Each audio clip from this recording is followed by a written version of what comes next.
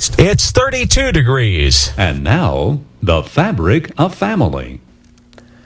Thank you for being with us today for The Fabric of Family, a program that is designed to address the issues and subjects that are important to your family and to mine.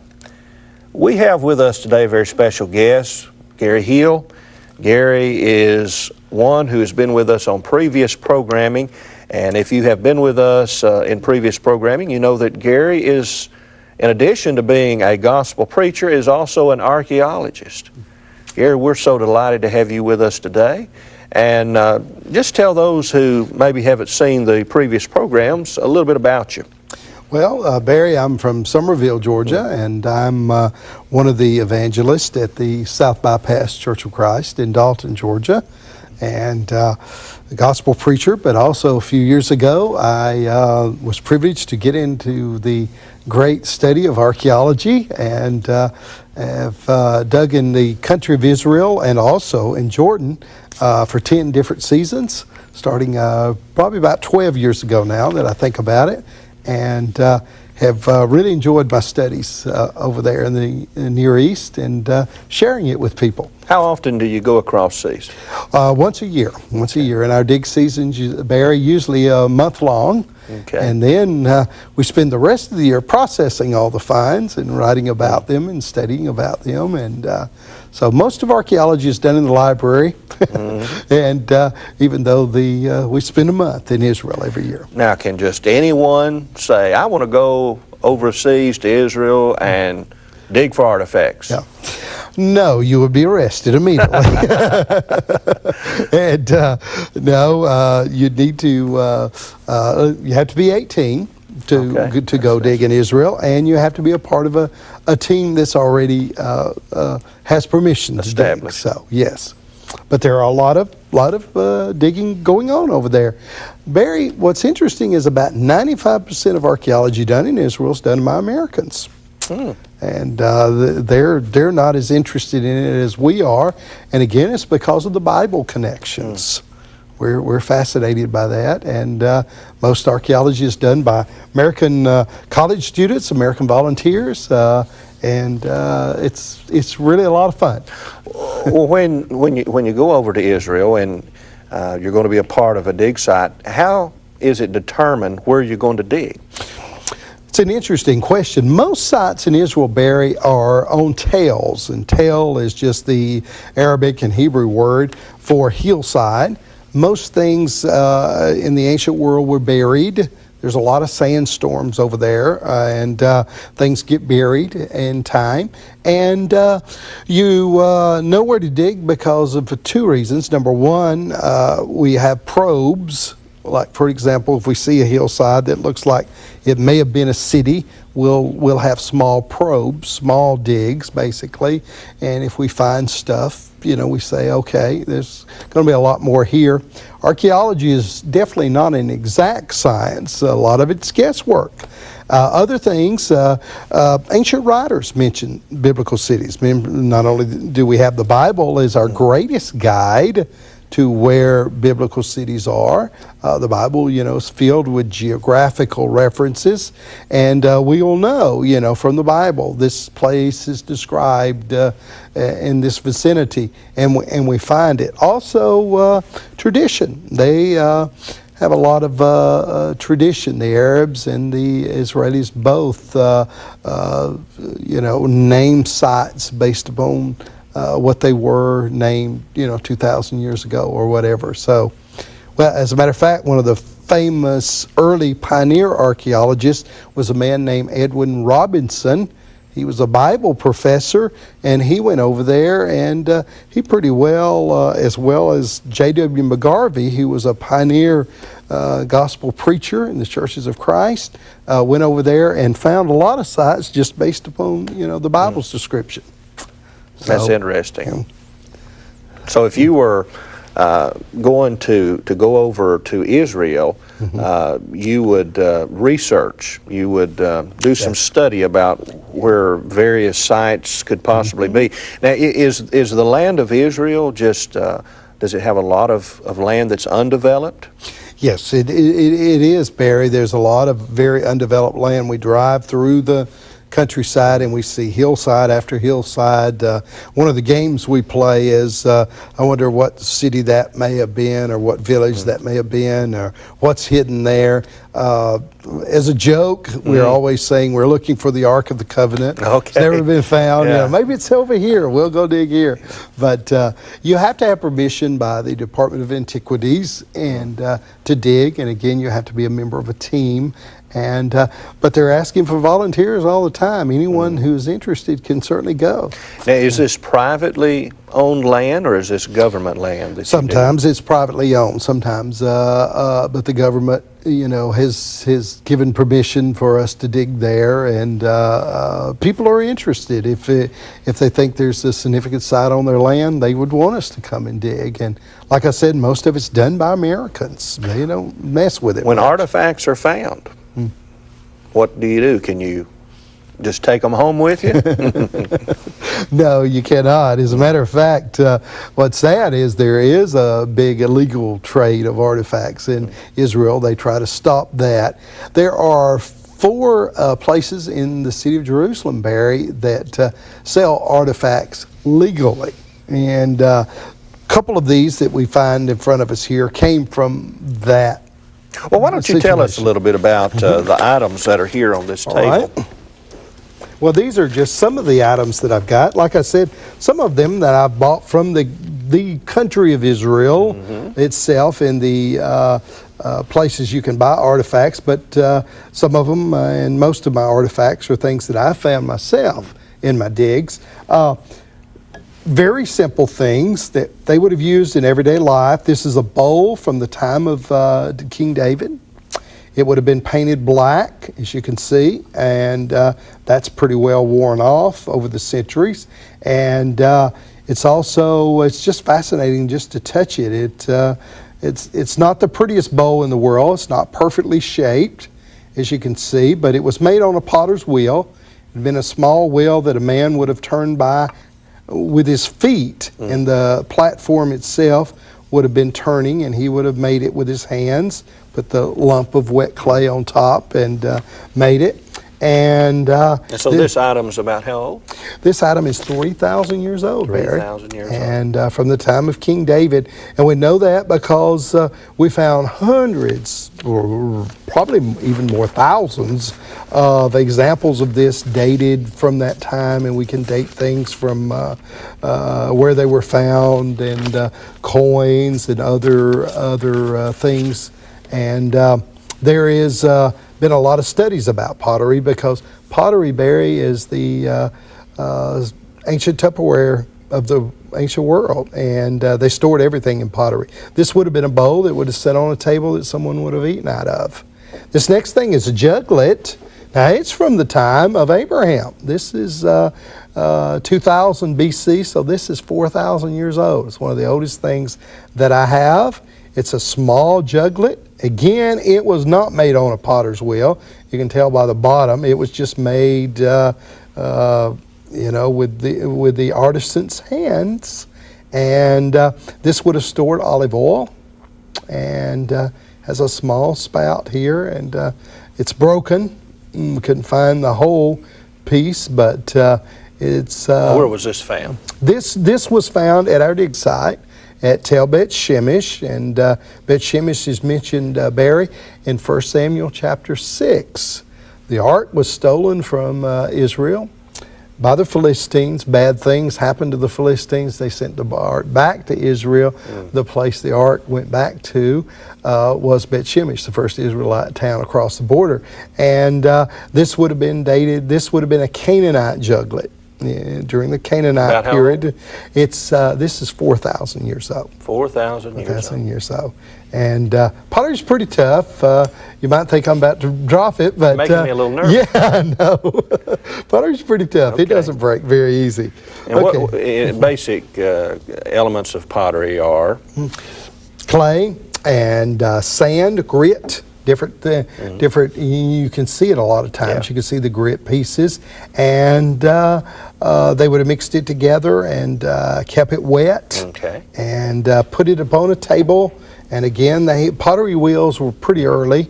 Around 3000 BC, they started using pottery wheels. As a matter of fact, pottery, Barry, is one of the first telltale signs that anthropologists use to show that civilization is becoming urban. And so pottery is one of the first things that show that this is the place. Again, I think it's a fascinating point, Barry. This is the place where civilization began, the Near East. Near East has the oldest pottery. Our pottery here in the United States that the Indians made is a lot younger than this. Again, showing, of course, as the Bible says, that's where civilization began. God created Adam and Eve in the Middle East, and that's where civilization began. Well, what else do you have here? Okay, this is another little bowl that would have sit on an Israelite table. And again, I just think this is fascinating, the little handle. And again, it's not perfectly made. This handle's not proportioned as well as this one. It's got a little crack in it, but it's painted, which is pretty rare for Israelite pottery. It's beautiful painted. Some artist would have taken a brush and painted the center there. This would have sat on an Israelite table and probably held dates, or maybe a bunch of grapes would have sit there. And again, very common food that they had and very utilitarian. Very interesting. And this is one of my favorites, Barry. This is an oil lamp from Jesus' time. Again, they would have used the juglet like this to pour the olive oil in the center here and filled it up. And then they would have put a wick here on the end. The wick would probably have been made out of a piece of cloth, just like our wicks are today. And of course, they made their clothes in the home and other things. And the wick would have been lit. And we've tested one this size. This will burn about 12 hours, Barry. So this would have been a night light. Yeah. It would have sat in someone's room at night, and they could have lit that, and it would have given them light throughout the evening. And have you ever found any, for example, the juglet, something that actually contained oil or food or? We have. And more than anything else, Barry, grains. And of course, grains is what they use to make their bread, the staple of life. As far as I know, and we may have, I need to research it more, don't know if we found any olive oil that's still not, that's still liquid form. We found a lot of things that have been burnt. A lot of these cities that were burnt during wars and everything, and you'd find, jugs filled with grain, but the grain is burnt and the pottery sort of kind of melded in with the grain and different things like that. But we found a lot of grain. It's interesting that we have. And most pottery that's found on a dig site, Barry, is broken. And so we had to put it back together, but that's fun. Are you involved in that process? I am. I'm the pottery registrar at our dig site, which means basically when the young people find something in the field, they bring it to me, and I draw it. I take a picture of it. I have a great big book in which other pottery that's been found in Israel is chronicled, and I look through it and find an example of it. That's how we date things. Pottery is the number one way to date things in Israel, and it's the same way with American Indians too, American Indian artifacts. In addition to the pottery and food that occasionally you will find along with the pottery, what other types of artifacts are common? Tombs. In the tombs you find clothing. People were buried. Clothing. Yeah, people were buried with their clothes, of course, and a lot of times because of the tombs, being dry and moisture not getting in, you would have a situation where the clothes would be preserved. Clothes were made out of wool. The sheep was a very common domesticated animal. Again, showing civilization began in the ancient Near East. Domestication and the making of pottery are the two of the major signs of civilization beginning. Most clothing of the Israelites was, again, very simple and utilitarian. And we've seen, in Bible dictionaries and things, a lot of the illustrations that we have come directly from archaeology. We know what they look like. We know what the Philistines look like, for example, because of tomb paintings. We know what Abraham and Sarah would have worn because of tomb findings. And, today there are stylistic differences between, say, the clothing of an adult and the clothing of a teenager. Any evidence? No whatsoever. Okay. As a matter of fact, children's clothing would just been smaller size version of adult clothing. And it's interesting, Barry, you mentioned teenagers. They didn't have teenagers in the ancient world. People got married young. People started their families young. People went to work young. They didn't have the teenage years like our young people and like we had. Yeah. As a matter of fact, early marriages were we would consider them very early. 13, 14, 15 people were married, and of course they didn't live as long either back then. So, yeah. Well, Gary, we've got probably 4 or 5 minutes. Maybe you could just share with us some of the significant findings or famous findings that have come to light through archaeology. Okay. One of the things I mentioned in one of the earlier shows, Barry, was the Eliot Mazar, finding what she believes is King David's palace. But some of the great finds, probably the greatest archaeological find to prove Bible inspiration, was the Dead Sea Scrolls. 15-year-old Bedouin boy was looking for his goats, threw a rock into a cave to run his goat out that he thought he had lost, heard the breaking of pottery. Again, there's pottery, and found the oldest versions of the Bible that we have, some 1,000 years older than the copies we'd had up until that time. The Dead Sea Scrolls is probably the greatest archaeological find. Now, for those who perhaps are not as familiar with the Dead Sea Scrolls, basically, Gary, what are the Dead Sea Scrolls? The Dead Sea Scrolls were a group of scrolls or books of the Bible hidden in a series of caves in Judea near the Dead Sea, which is the lowest spot on the earth. And they were hidden by this group that were hiding them from the Romans. The Romans were conquering the country during that time. And they include every book of the Old Testament except Esther. And they're the oldest manuscripts of the Old Testament that we have. But what's amazing about them, Barry, very simply is that they are amazingly the same accurate books that we have, written 1,000 years later, and showing the accuracy of the transmission of the Bible. The preservation, by the scribes. Yes. Providential preservation. Well, that's interesting. What are some other finds? The finds at Mari and the finds at Ugarit. These are 2 cities in Syria, and they basically illustrate the patriarchal times, all the customs that we have. For example, Jacob buying the birthright from Esau, that is illustrated. And the reason they're important, Barry, is because skeptics said years ago, well, the Bible's inaccurate, and Abraham was not, it was just a story. Well, what these finds show, these cities thrived during the time of Abraham.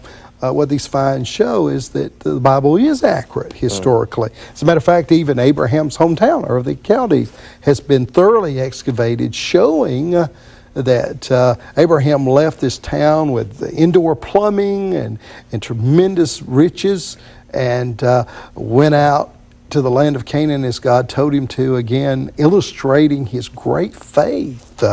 Be like, somebody telling us, well, you can't live in your nice home anymore. You've got to go live out in the wilderness. Well, that's what God had called Abraham to do, and he did that. And archaeology illustrates that and shows that for us. Were there a lot of differences between, say, the time of Abraham and the way he would have lived versus, say, an Israelite during the time of Christ? We've got about a minute left here. Not much, Barry. Not much at all. Civilization didn't change very much. Pottery changed, but not that much. They lived very simple lives, agrarian, rural lives. Small family units, and it continued on up into really modern times that way. Yeah. There's still Bedouins living in Israel today, just like Abraham. out in the desert. That's great. Gary, thank you for being with us on this program today, and this is fascinating. Certainly this is just some treasures that you've brought to share with us today, and we're thankful for your input as it relates to the family. We thank you for being with us. Until next time, I'm Barry Gilreath, wishing you Let's make the most of a minute. Surely at one time or another in your life you've referred to somebody as Doubting Thomas. Did you ever wonder where the phrase came from? Well, it's in the Bible, John chapter 20. After Jesus has been crucified and come forth from the grave, he met with the apostles privately on Sunday, but Thomas wasn't there. Later, the disciples said to Thomas, "We've seen the Lord." He said, "Except I shall see in his hands the print of the nails and thrust my hand into his side, I won't believe." Well, later Jesus gave him that chance. And Jesus said this, "Thomas, because you have seen me, you've believed. But blessed are they that have not seen and yet have believed." You know that's you and me, don't you? I mean, we haven't seen Jesus, yet we believe in him. We're living our lives for him. The passage that should describe us isn't the one surrounding Doubting Thomas, but rather 1 Peter chapter 1 and verse 8, which says, "Whom having not seen, ye love." I'm Glenn Colley, hoping you make the most of your minutes. Hello. Speech on. Power. Button. Add controls. Add controls. Music. Hearing. Mute. Switch. Page 1 of 3. Screen mirror. Brightness. Selected. Screen record.